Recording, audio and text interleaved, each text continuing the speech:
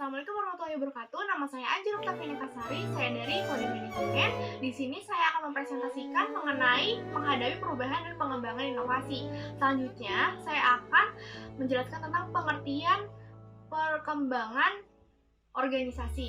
Oke, pengembangan organisasi merupakan cara pendekatan terhadap perubahan yang berjangka panjang dan lebih luas ruang lingkupnya dengan tujuan untuk menggerakkan seluruh organisasi ke arah tingkat yang lebih tinggi. Selanjutnya, saya akan menjelaskan tentang pengertian pengembangan organisasi menurut para ahli. 1. Menurut Robbins, perkembangan organisasi merupakan sebuah metode yang bertujuan merubah sikap, nilai, dan keyakinan dari karyawan. Yang kedua, menurut Christine S. Becker, perkembangan organisasi merupakan perubahan terhadap orang-orang yang ada dalam organisasi tersebut. Nomor 3, menurut Price dan Bell, perubahan organisasi adalah suatu usaha jangka panjang untuk memperbaiki proses-proses pemecah masalah dan pembaruan organisasi. Yang keempat, menurut Bennis, perkembangan organisasi adalah suatu tanggapan terhadap perubahan. Adapun ciri-ciri perkembangan organisasi. 1. Merupakan strategi terencana dalam pewujudan perubahan organisasi yang memiliki sarana jelas berdasarkan diagnosa yang tepat. Kedua, merupakan kolaborasi antara berbagai pihak yang akan terkena dampak perubahan yang akan terjadi. Yang ketiga, menekan cara-cara yang diperlukan untuk meningkatkan seluruh organisasi dan semua satuan kerja dalam organisasi. Yang keempat, mengandung nilai humanistik di mana pengembangan humanistik potensi manusia menjadi bagian terpenting.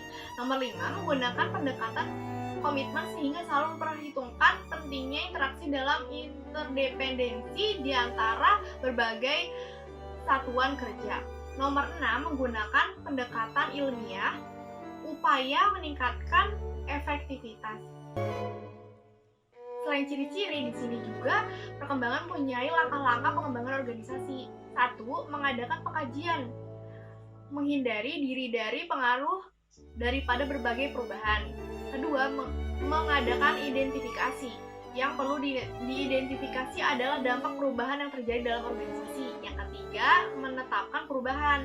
Sebelum langkah-langkah pimpinan diambil, pimpinan organisasi harus yakin terlebih dahulu bahwa perubahan memang harus dilakukan. Nomor 4, menentukan strategi.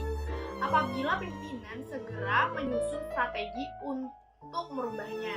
Nomor 5, melakukan evaluasi untuk mengetahui apabila hasil dari perubahan itu bersifat positif atau negatif. Di sini juga ada teknik pengembangan organisasi loh. 1. Sensitivity training merupakan teknik pengembangan organisasi yang pertama kali diperkenalkan dan digunakan. Nomor 2, team building, pendekatan yang bertujuan memperdalam efektivitas. Nomor 3, survey feedback yang dimaksud mengukur persepsi serta sikap mereka. Nomor 4, transkripsional analisis dimaksud untuk mengurangi kebiasaan komunikasi yang buruk dan menyesatkan. Nomor 5, intergroup activities meningkatkan hubungan baik antar kelompok. Nomor 6, proses konsultasi kerja sama dengan pemecah konflik. Di sini saya akan juga menjelaskan pengertian inovasi organisasi. Ya, baik, merupakan suatu sistem yang stabil yang merupakan perwujudan kerjasama antar individu untuk mencapai tujuan bersama dengan mengadakan jenjang dan pembagian tugas tertentu. Pengertian inovasi organisasi menurut para ahli. 1. Menurut Everett M. Rogers adalah suatu ide, gagasan, praktek atau objek atau benda.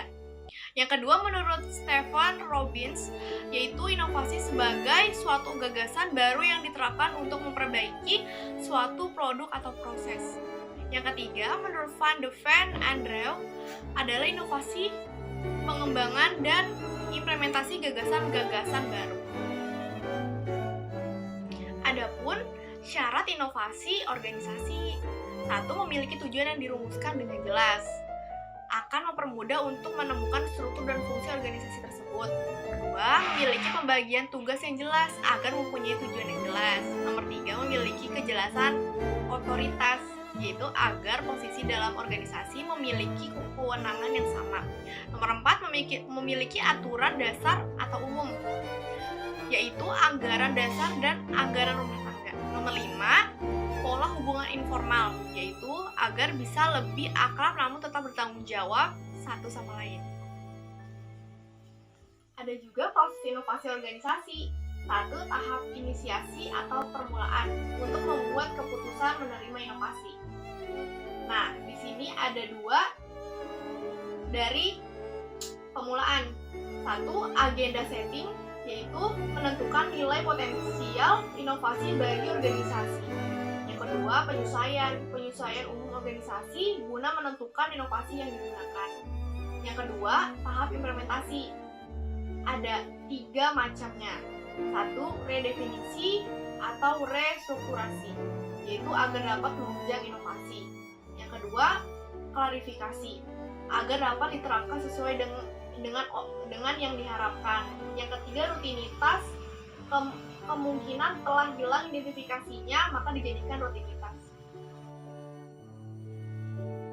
Yang ketiga, kita akan membahas mengenai pengertian perubahan organisasi. Perubahan atau berubah secara etimologi dapat bermakna sebagai usaha atau perubahan untuk membuat sesuatu berbeda dan sebelumnya dalam istilah yaitu change intervention, sebuah rencana, aksi, atau tindakan untuk membantu inovasi.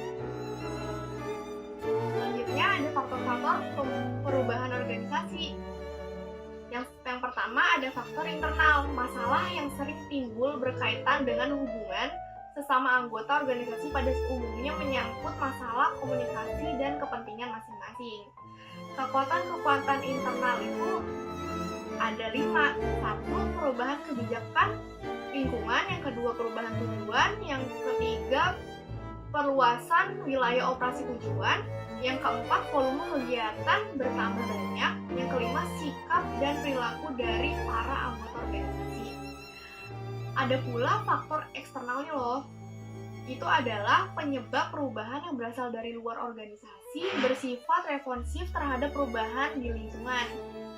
Nah, ada kekuatan eksternalnya, yaitu politik, hukum, kebudayaan, teknologi, sumber daya alam, demografis, dan sosiologi. Selanjutnya yang terakhir adalah alasan utama pekerjaan menghambat terjadinya perubahan. 1. Direct cost, yaitu alasan yang berkenaan dengan biaya yang harus ditanggung akibat perubahan. Yang kedua, self-invest, orang yang mendorong perubahan sebagai orang yang tidak memiliki potensi. Yang ketiga, fear of unknown, kekhawatiran tidak bisa menyesuaikan diri dengan situasi yang baru. Yang keempat, breaking routine, telah nyaman dengan situasi yang ada.